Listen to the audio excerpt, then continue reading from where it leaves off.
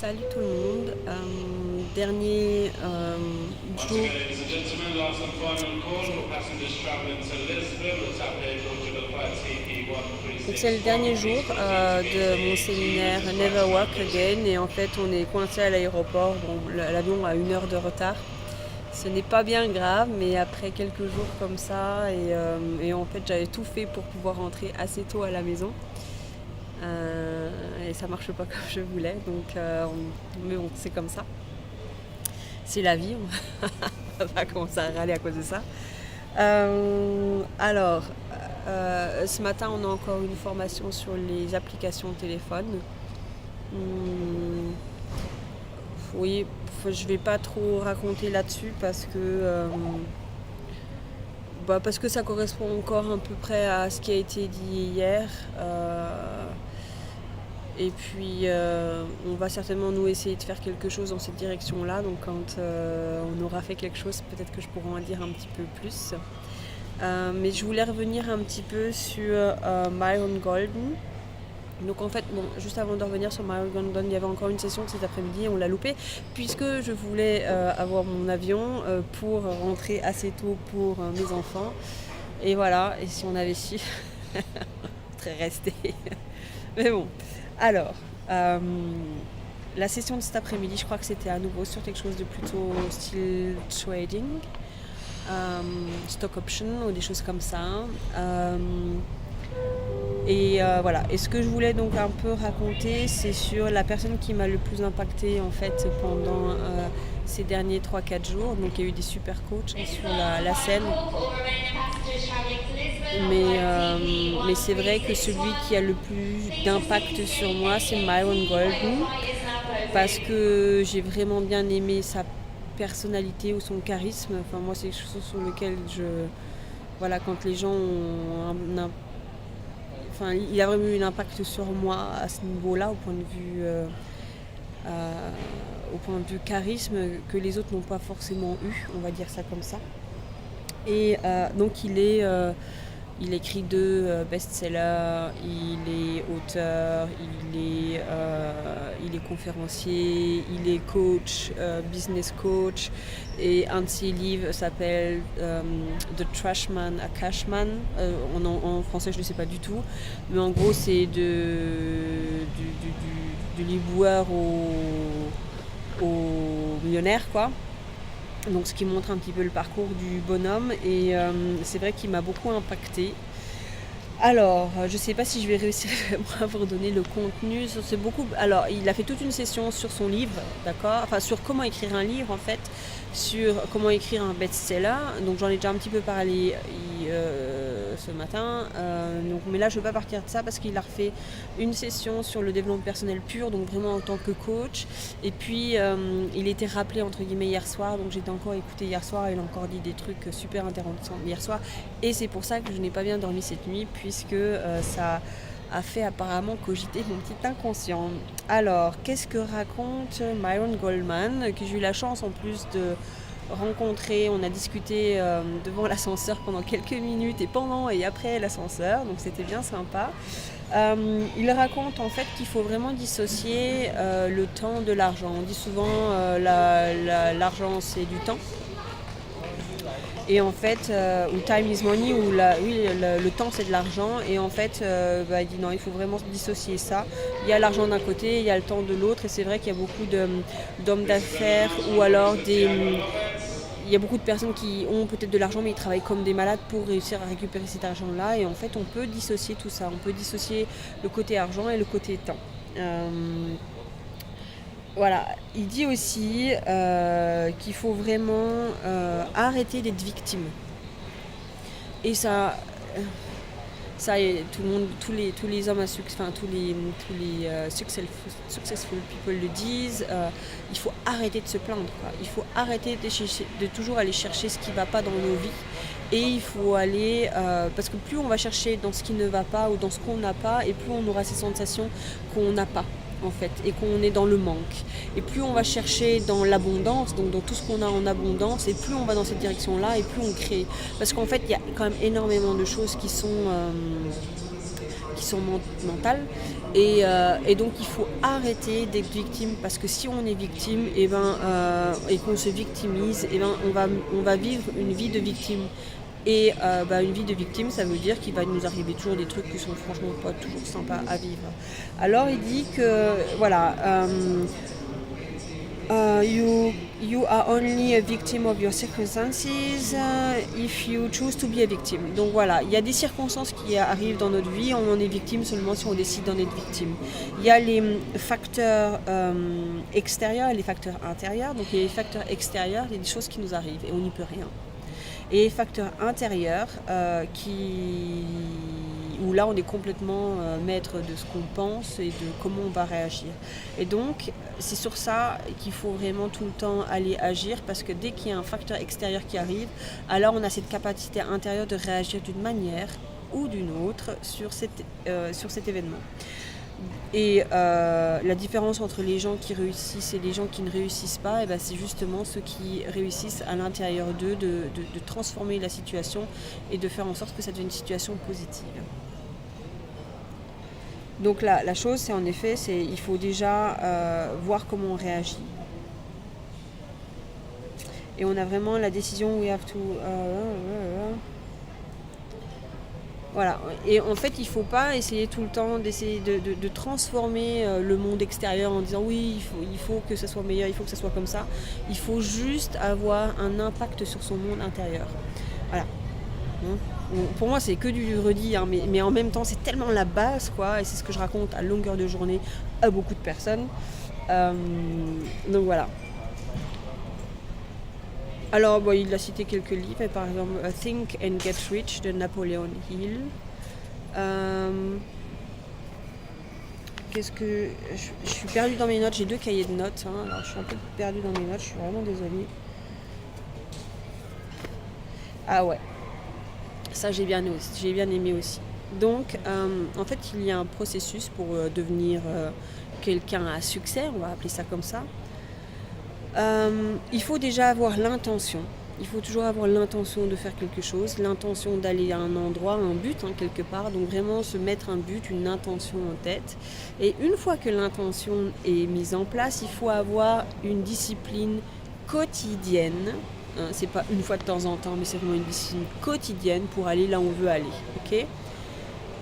Et après, il y a toujours la distraction. Donc il y a l'intention en premier, il y a toujours la distraction. Et donc c'est pour ça que la discipline quotidienne est vraiment importante, parce que il y a toujours un truc qui va nous empêcher de continuer. Et ça, je pense qu'on le connaît tous. Le nombre de personnes qui m'a dit oui, j'ai essayé. Et t'as essayé combien de temps ? J'ai essayé 2 jours, j'ai essayé 3 jours. Puis finalement, après, il y a ça qui est arrivé. Du coup, j'ai laissé tomber. Et ça, c'est ça qui est arrivé. C'est la distraction. Et on a tous des distractions dans nos vies. Tous. La différence entre les gens qui réussissent à obtenir leur but, l'intention qu'ils se sont fixée, c'est ceux qui ne se laissent pas distraire par leur distraction et qui repartent sur leur ligne de conduite, en fait, sur leur discipline quotidienne. Apparemment, il y a un autre livre aussi que je ne connais pas, c'est Cradle of Eminences. J'ai pas du tout les titres en français, je suis désolée. Alors il faut vraiment prendre la responsabilité de ces résultats, étant donné que tous nos résultats viennent du fait qu'on s'est mis un objectif en place et puis qu'on a des distractions, mais on revient à cet objectif-là, on revient avec nos disciplines, et tous les résultats que nous avons sont de notre propre responsabilité. Et il ne faut pas les blâmer Pierre, Paul ou Jacques. Et il faut aussi, ça c'est peut-être un petit peu plus compliqué à comprendre, il faut aussi quelque part avoir cette vision que le but qu'on s'est fixé est déjà réalisé, même si on ne sait pas encore comment ça va se passer. D'accord ? Il ne faut pas essayer d'avoir tout le chemin pour aller au but avant de commencer d'aller sur ce chemin-là, en fait. Donc on a un but. Et on ne sait pas trop comment c'est possible d'y aller, mais on commence à avancer. Et au fur et à mesure où on fait nos pas, le chemin va se faire en dessous de nos pas. Mais il ne faut pas attendre de voir le chemin pour commencer à marcher. Et ça, c'est peut-être ce qui est un peu plus difficile à palper pour certaines personnes.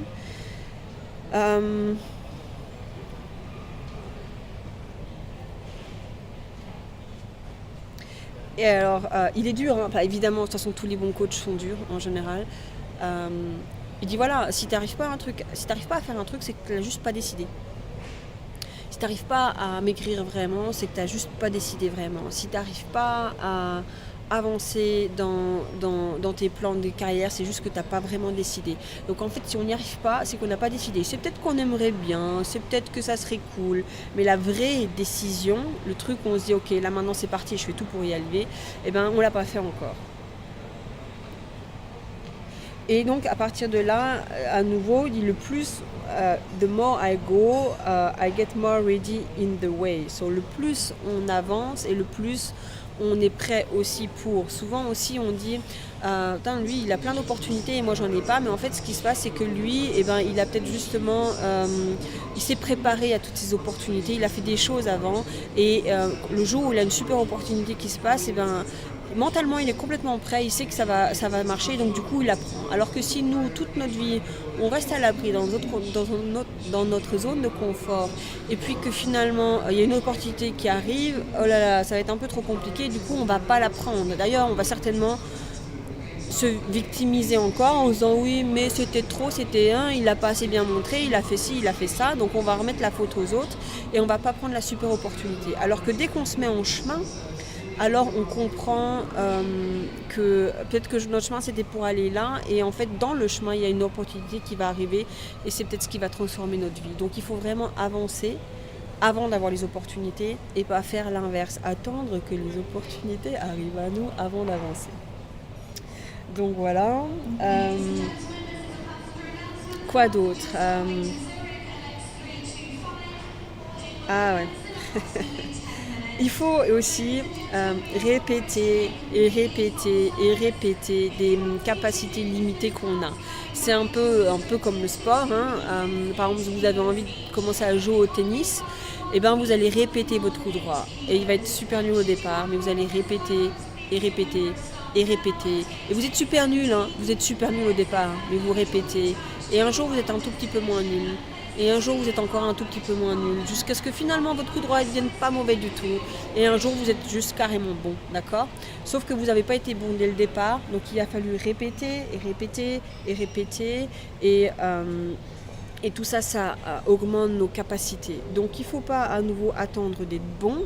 Comme dirait un conseil que j'ai à vous donner, et ça c'est Ryan Ryder qui l'a dit, un conseil que j'ai à vous donner, sortez, allez vous prendre le plus possible vos bûches tout de suite, comme ça sera fait, et puis après vous pourrez faire. Parce qu'en fait, il faut aller se prendre des bûches, il faut aller faire des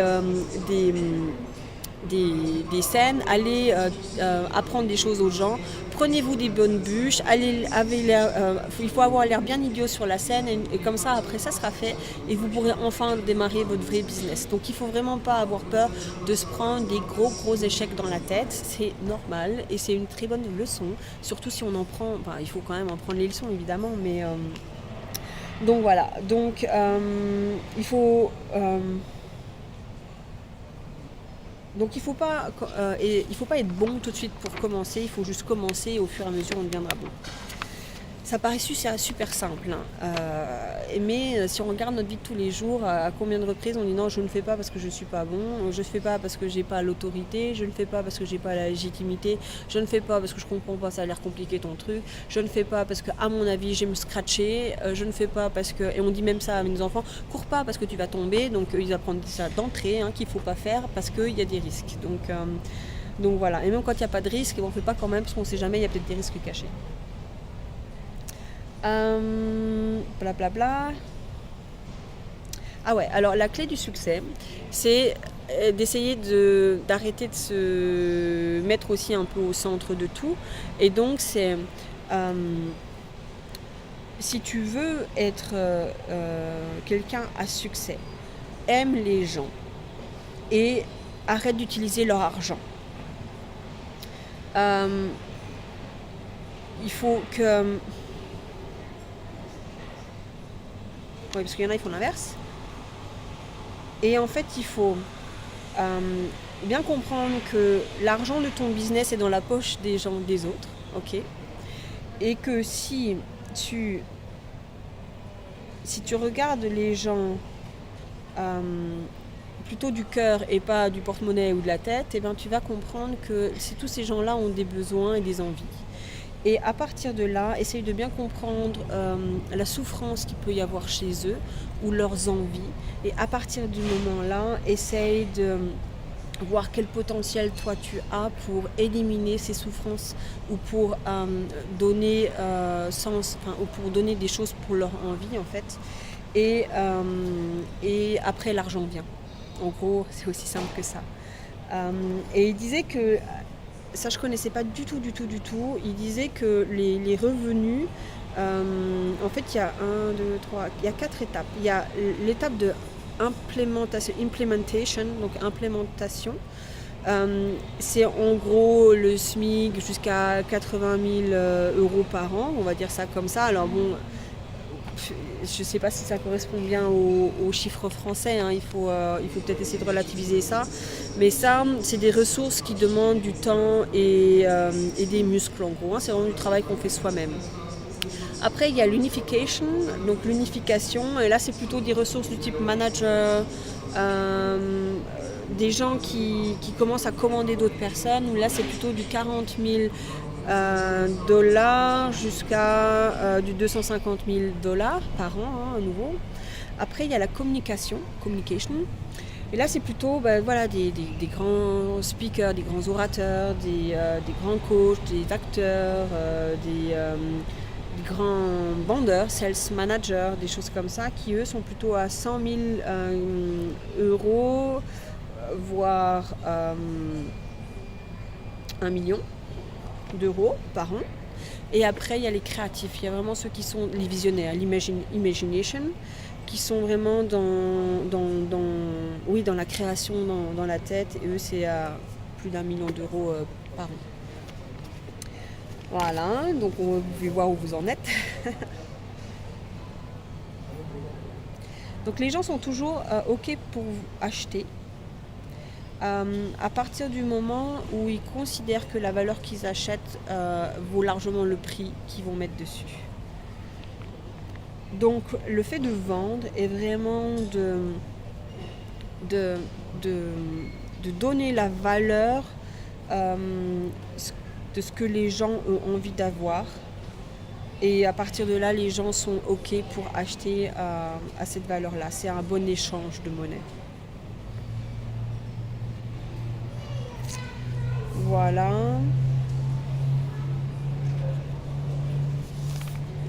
Et encore une autre chose qu'il a dit, et alors là c'est hier soir.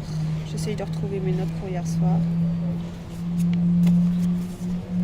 Il faut arrêter de croire qu'on a le temps.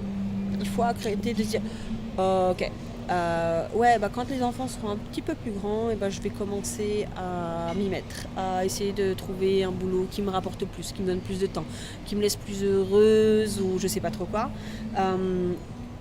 Il faut faire les choses vite parce que ça peut vite être différent demain et on peut vite regretter de ne pas avoir fait.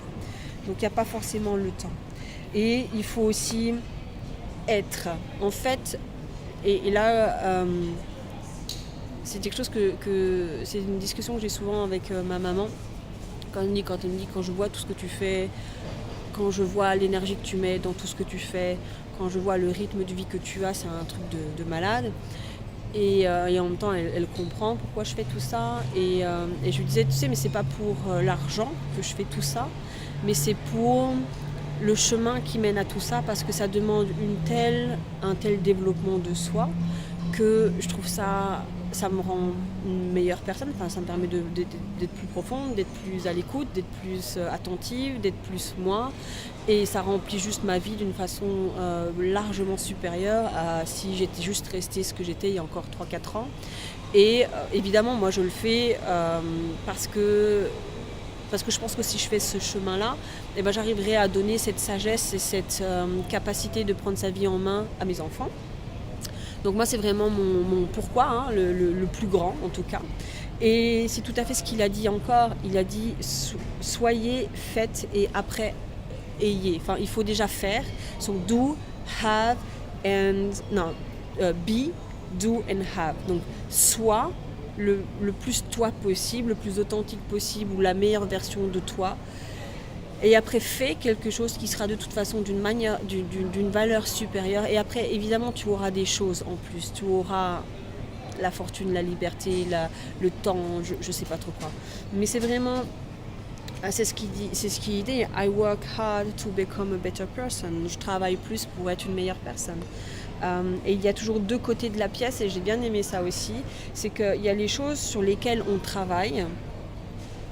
Et ça, c'est un côté de la pièce. Et l'autre côté de la pièce, c'est les choses qui travaillent sur nous et qui nous rendent différents.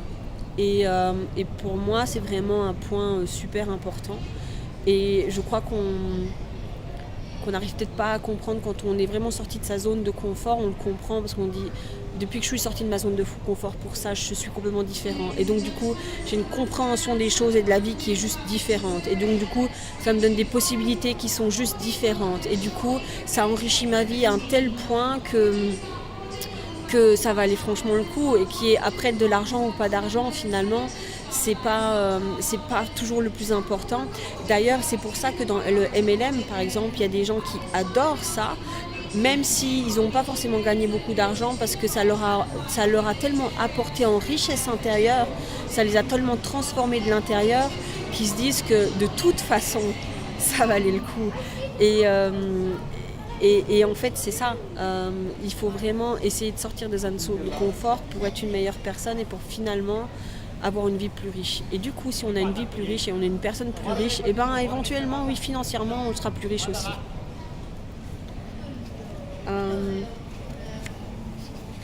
Et la plupart des gens, je regarde ce que j'ai encore écrit, ouais, c'est ça. Alors, il disait que la plupart des gens, en effet, ont peur. Ils ont peur de l'impact s'ils sont dans l'échec. Quand on fait une nouvelle chose, on sort de sa zone de confort et donc du coup on a peur et donc du coup on a surtout peur de l'impact de l'échec au moment où on se rend compte qu'on est en échec. Et ce qui est stupide parce que c'est vraiment une illusion mentale qui arrivera certainement pas. Et même s'il y a à un moment donné un truc qui se passe pas tout à fait comme on le veut, on a certainement des chances de récupérer tout ça. Et donc du coup il faut vraiment sortir de ça, de cette zone de confort. Ça n'ira jamais. D'ailleurs la zone de confort elle peut se rétrécir au fur et à mesure du temps, donc il faut vraiment essayer de la sortir et de l'élargir. Après Myron Golden est très très cher comme coach. Je crois qu'une heure passée avec lui ça coûte dans les $1000 ou quelque chose comme ça. Et il dit qu'il est certainement l'un des coachs les plus chers parce que quand on investit de l'argent dans un coach, c'est pas dans le coach qu'on investit de l'argent, mais c'est en soi. Et plus on est capable de payer pour investir en soi, et déjà plus on est capable d'écouter et d'être quelque part coachable, enfin de se laisser coacher en fait, parce que voilà quoi, ça nous coûte un bras. Et les gens qui sont capables d'investir comme ça une grosse quantité d'argent dans leur formation sont capables aussi après de demander aussi des plus grosses sommes pour leurs prestations de service. Et après c'est un cercle vertueux en fait. Plus on demande des sommes importantes et plus on peut se faire former aussi, puisque c'est un cercle vicieux. Enfin, on ne peut pas demander des sommes importantes si on ne continue pas à se faire former. Et à côté de ça, nos services sont largement supérieurs aussi. Et ça, pour l'avoir vécu moi dernière année, parce que j'ai énormément investi finalement, en effet, ma façon de voir le rapport à mes prestations de service, l'argent que je demande, tout ça, est différent, c'est évident. Et il y a les gens qui sont les free people, donc les gens qui veulent tout pour rien, tout gratuit, d'accord ?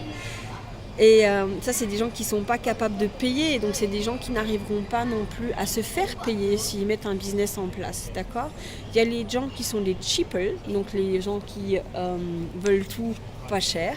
Et c'est pareil, c'est des gens qui vont avoir du mal à mettre des prestations de services qui soient rentables finalement, parce que eux ils veulent tout pas cher, ils n'arriveront pas à avoir des choses, à mettre en place des choses à un prix un peu plus élevé, même si ça leur coûte eux quelque chose de plus élevé. Après il y a les fee people, donc ça c'est les gens qui sont capables de payer des sommes assez élevées, donc du coup qui vont pouvoir aussi avoir des clients d'une qualité élevée. Et après, il y a les Prempel, c'est les premiums. Lui, il a des sacrés premiums. Donc voilà, c'est des gens qui sont juste capables de payer une somme exorbitante. Et en général, c'est des gens qui ont juste envie à 150% de prendre le maximum de la prestation qu'ils payent. Et en coaching, bon, là sur le coup c'est du coaching souvent qui fait lui. En coaching, c'est plus la personne est prête à changer, plus elle fait le pas à l'intérieur en disant ok moi je veux changer, et plus le changement est possible. Si elle n'est pas prête à changer, pas prête à payer, pas prête à investir d'une manière ou d'une autre, ça va être compliqué. Même quelque part avec le meilleur coach du monde on fera rien ou pas grand chose.